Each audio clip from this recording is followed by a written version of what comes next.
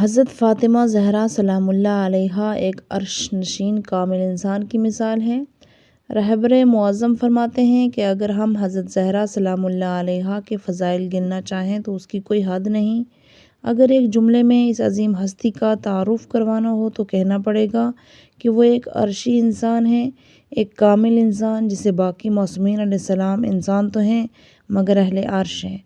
ہم فرشی لوگ زمینی انسان ان کا رتبہ، مقام و نورانیت دیکھنے سے قاصر ہیں، یہاں تک کہ ان پر نظر بھی نہیں ڈال سکتے۔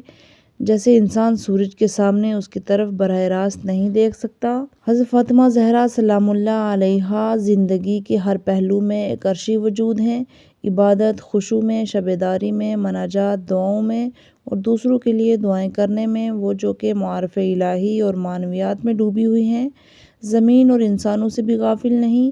سختیاں اور مصیبتوں میں کون ہے جو حضرت فاطمہ زہرا سلام اللہ علیہا کے مصائب کو برداشت کر سکے؟ اس پہلو میں بھی وہ ایک آسمانی انسان ہیں۔ مظلوم کے حق کے دفاع میں ان کی شجاعت، حقائق کی تبیین اور روشنی پھیلانے میں سیاسی بصیرت اور عمل میں بھی وہ ایک عرشی انسان ہیں۔